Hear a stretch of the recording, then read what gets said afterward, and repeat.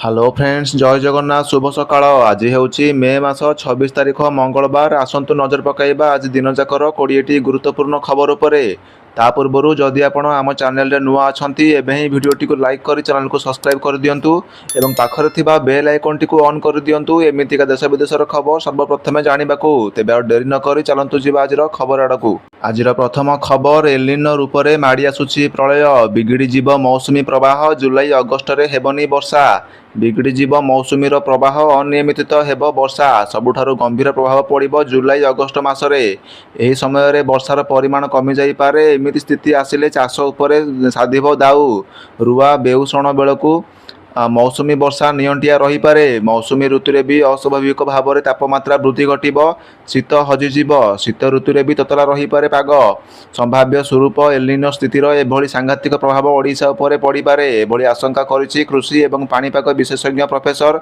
सुरेंद्रनाथ पशुपालक से कहिसंती से जे एबेठारु किछि स्पष्ट करा जाई पारिबो नाही जून बेलकू चित्र अधिक स्पष्ट होई पारिबो विभिन्न तथ्य को आधार करी प्रोफेसर पशुपालक दर्शाइछंती सुपर एलिनो प्रभाव में मौसुमी प्रवण दुर्बल हेबा सह भारतीय महासागर में प्रतिकूल वायुर गति रहिबो पश्चिम एवं आभ्यंतरीण ओडिशार बलांगीर कलाहांडी नुआगढ़ खरा प्रकोप दीर्घ दिन धरी रही पारे भूतल जलस्तर ह्रास एवं पानी संकट देखा देई पारे उपकूल ओडिशार गंजाम पुरी कटक बालेश्वर में लघुचाप प्रभाव में आंशिक वर्षा मध्य रही पारे हेले वायुमंडल में प्रबल गुळुगुळी अनुभूत होई पारे वर्षा प्रभाव चाष काम में बड़ व्याख्यात देखा जाई पारे। परवर्ती खबर आईपीएल बेटिंग रे चढ़ाऊ 5 लाख रु ऊर्ध्व टंका जबत करी 8 जन को गिरफ्त कला पुलिस आईपीएल बेटिंग चलथिला बेले चढ़ाऊ झारसुगुड़ा जिला बजराजनगर गांधी छकरे एक भड़ा घरे पुलिस चढ़ाऊ सेठारु 5,09,100 नगद टंका जबत करा जायछि एथिसह पुलिस 8 जन को गिरफ्त करिछि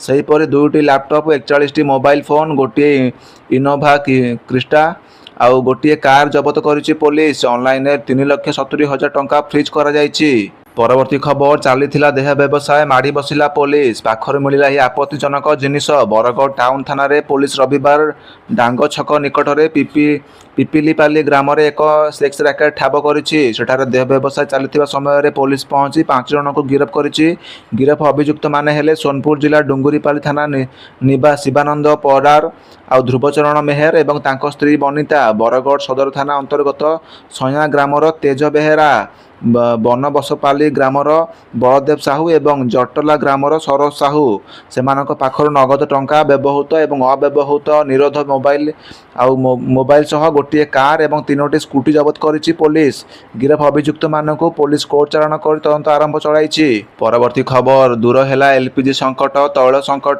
किछि घंटा मध्यरे हरमुज आसिबो खुशीर खबर अमेरिका वैदेशिक मंत्री मार्को रूबियो हरमुज प्रणाली संपर्क में एक गुरुत्वपूर्ण विवृत्ति दैछंती नुआदिल्ली भाषण दे से घोषणा करिसेंती जे आगामी किछि घंटा मध्यरे हरमुज संपर्क में भल खबर आशा करा जाउछि वैदेशिक मंत्री डॉक्टर एस जयशंकर सहित आलोचना पर अमेरिकार वैदेशिक मंत्री मार्को रूबियो अमेरिका रे भारतीय मानक प्रति निर्देशित जातिभेदपूर्ण मंतव्य प्रसंग उपर आलोचना करिसेंती जे विश्वर प्रत्येक देशर मूर्ख लोकंकर अंश थिले मध्य अमेरिका एक स्वागत योग्य राष्ट्र भाव में रही इरान परमाणु कार्यक्रम एवं हरमुज प्रणाली विषय में कथा होई रूबियो दृढ़तार सहित कहते जे अमेरिकार स्पष्ट उद्देश्य हेउची इरान केबे भी परमाणु अस्त्र हासिल न करिबा से उल्लेख करिसेंती जे गत 48 घंटा मध्य आलोचना रे गुरुत्वपूर्ण अग्रगति हेइची जदिओ तेहरान सहित एक चूड़ांत चुक्ति एपर्यंत होई नाही मार्को रूबियो जोर दैछंती जे हरमुज प्रणाली एक आंतर्जातिक सामुद्रिक मार्ग एवं इरान उपरे मालिकाना दाबी करि पारिबो नाही से सूचित करिसेंती जे आगामी किछि घंटा मध्य विश्व एही संपर्क उपरे सकारात्मक खबर पाई पारिबो। परवर्ती खबर पेट्रोल डीजेल संकट मध्य सरकार कले बड़ घोषणा पेट्रोल पंप गुड़िक इंधन अभाव संपर्क में सरकार सूचना सामना को आसी पेट्रोलियम मंत्रालय सचिव सुजाता शर्मा कहते जे देश में वर्तमान पेट्रोल किंबा डीजेल कौन अभाव नहीं तथापि किसी राज्य में पेट्रोल पंप रे भिड़ देखा जाउछि उत्तर प्रदेश महाराष्ट्र और गुजरात रे अनेक जिले में समस्या देखा देछि जेकोसी अभाव दूर करने आम राज्य सरकार और प्रासंगिक एजेन्सी गुड़िक सहित निरंतर जोगाजोग अच्छु सुजाता शर्मा यह पछरे कारण बुझाई से कहते जे किसी अनिर्दिष्ट अंचल कृषि चाहिदा अधिक अर्थात लोक मैंने चाष डीजेल किणुंट यह सहित किसी व्यक्ति बहु परिमाण में क्रय व्यतीत पूर्व किसी घर जोगाणकारी द्वारा पूरण कर चाहिदा एवं सरकारी क्षेत्र में तैल कंपानी और पेट्रोल पंप को स्थानांतरित होउछि। आमे यह विषय में समस्त राज्य और केन्द्रशासित अंचल सहित आलोचना करुछु एवं परिस्थिति उपर नियंत्रण नजर रखा देइछि। परवर्ती खबर प्रधानमंत्री को भेटी यही सब विषय आलोचना कले मोहन माझी। ओडिशावासी शुणिले होइजिबे खुशी। नुआ दिल्ली में प्रधानमंत्री को भेटिले मुख्यमंत्री मोहन चरण माझी। द्वितीय वर्ष पूर्ति अवसर में मुख्यमंत्री प्रधानमंत्री को आमंत्रण कर जनापड़ी। एने एक्स सूचना दे मुख्यमंत्री कहते ओडिशार भित्तिभूमिर विकास पुंजीनिवेश संप्रसारण नहीं आलोचना प्रधानमंत्री सहित आलोचना होइतिला। जनकल्याणकारी योजना गुड़ी को आग को नेबा संपर्क में आलोचना ओडिशावासी सेवारे आमे सरकार द्वितीय वर्ष पूर्ति उत्सव में जोग देवाई माननीय प्रधानमंत्री को शारद अभिनंदन आमंत्रण जनाई। राज्यर सर्वांगीन उन्नति माननीय प्रधानमंत्री निरंतर मार्गदर्शन और सहयोग निमंते आंतरिक धन्यवाद देइछंती मुख्यमंत्री मोहन चरण माझी। परवर्ती खबर बढ़ुथिबा पेट्रोल डीजेल दर उपरे निर्मला सीतारामन बड़ बयान। केंद्र अर्थमंत्री निर्मला सीतारामन सोमवार कहते जे पेट्रोल और डीजेल उपरे उत्पाद शुल्क ह्रास करने द्वारा प्राय 1 लाख कोटी राजस्व क्षति हेब। से जनसाधारण मध्य विश्वास सृष्टि कर आवश्यकता उपर गुरुत्वारोप करथिले एवं कहिथिले जे भारतर भय प्रसार करने सत्य कहीपर नहीं। सीतारामन मंतव्य एपरी एक समय आसी जेतेबेले इंधनर मूल्य पुणी थे वृद्धि पाई जहाँ 10 दिन मध्य चतुर्थ वृद्धि अटे। सोमवार पेट्रोल मूल्य लिटर पिछा 2 टंका 61 पैसा और डीजेल मूल्य लिटर पिछा 2 टंका 71 पैसा को वृद्धि पाई जहाँ परिवार बजेट और परिवहन खर्च को आहरी चाप पकाई। भारतीय क्षुद्र शिल्प विकास बैंक SIDBI 37तम वार्षिक भाषण दे सीतारामन प्रधानमंत्री मोदी आह्वान पर नकारात्मक बयानबाजी द्वारा सृष्टि कर निराशावादी प्रवेश को समालोचना करथिले। से कहिथिले जे देशर भय प्रसार करने को सह्य कर शब्द और कार्य उभय माध्यम नागरिकों मध्य विश्वास सृष्टि कर आवश्यकता रही। परवर्ती खबर बालिअंता बर्बरता मामलें विधायकों द्वारस्थ हेले सौम्यंकर परिवार। बालिअंता बर्बरता मामलें विधायकों द्वारस्थ हेले सौम्यंक परिवार। नियाली विधायक छवि मल्लिक क्वार्टर्स रे पहुंची सौम्यंकर परिवार। सौम्यंकर माँ बापा और मामू आसी विधायकों तदंत अग्रगति जणाइबा नहीं आसी सौम्यंकर परिवार। पुअर हत्या को दीर्घ दिन बीती जाइथिले भी कौन आखिदृष्टिया पदक्षेप नि सौम्यंकर बापा और माँ एजाएं जो पुलिस कर्मचारी सामिल अच्छी से कहीं गिरफ कर उपस्थित लोक पिटी मारिदेले से पुलिस अधिकारी मानू कहीं गिरफ कर प्रश्न कर सौम्यंकर परिवार। अन्यपटे विधायक आश्वासन दे कहते क्राइम ब्रांच तदंत करुच्ची 3 मास मध्य क्राइम ब्रांच तदंत सरिबो। क्राइम ब्रांच तदंत रिपोर्ट को अपेक्षा करंतु बोली कहते विधायक। परवर्ती खबर बीच रास्तार कटोरी रे युवकों को हाणिले 5 घंटा भितर अभियुक्त जगा साहू को एनकाउंटर। अपराध दमन पाई पुलिस कड़ा एक्शन। 9 दिन भितर ब्रह्मपुर में 3 एनकाउंटर। अपराधी जगा को एनकाउंटर कला पुलिस। सुकुंडारे लुचि थिबा बेले पुलिस सह मुहांमुही। पुलिस उपर को बोमा फेंगी खसी जाउथिला जगा। पुलिस पालटा जवाब देबारु जगा साहू आहत होइछंती। एबे एमकेसीजी मेडिकल रे आहत अवस्था चिकित्सित होउछंती जगा। मंगला को खंडारे हाणी फेरार होइतिला। सूचना अनुसार रविवार राति 9टारे मंगला बेहेरा अंबिका नगर छकर थिबा फास्टफुड दुकान को जाइथिले। 3 जण युवक आसी खंडारे हाणिथिले।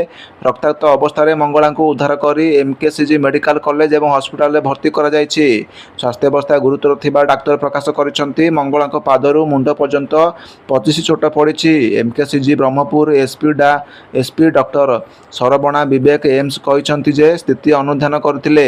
मंगलवार परिवार लोकों सह आलोचना कर अभियुक्तों संपर्क में बुझीथिले। पुलिस तदंत विभिन्न जगार चढ़ाऊ कर जड़े अभियुक्त को अटक रखिथिबार सूचना मिली।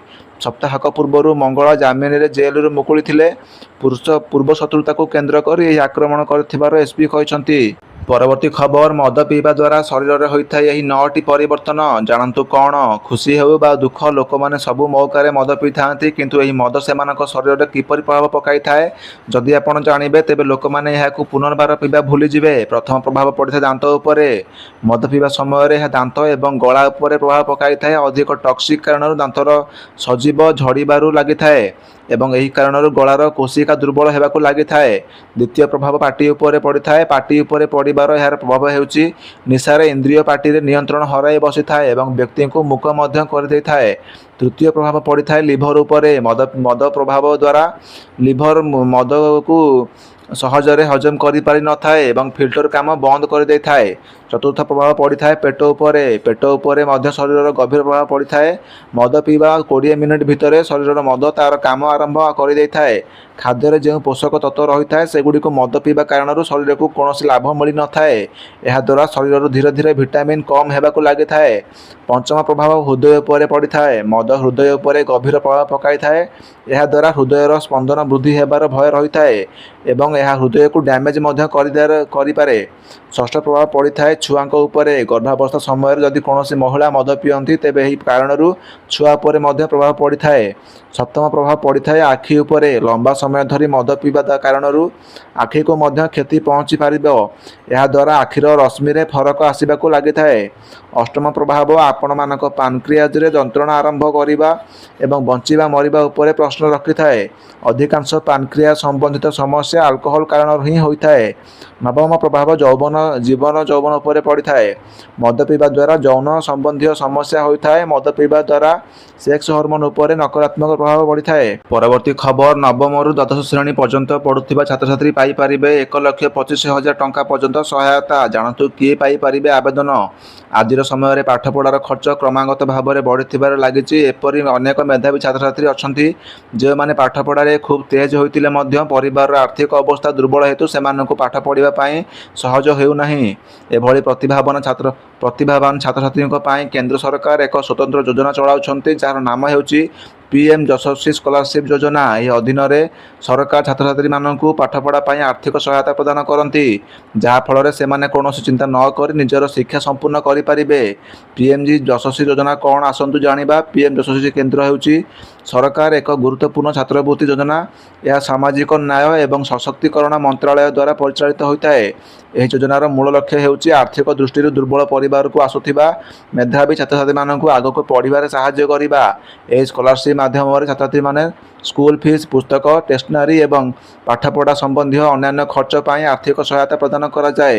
ଏହା ହଜାର ହଜାର ପରିବାର ଉପରୁ ଶିକ୍ଷା ବୋଝ କମ୍ କରିବା ସହ ପିଲାମାନଙ୍କୁ ସେମାନଙ୍କର ସ୍ୱପ୍ନ ପୂରଣ କରିବାରେ ସୁଯୋଗ ଦେଇଥାଏ।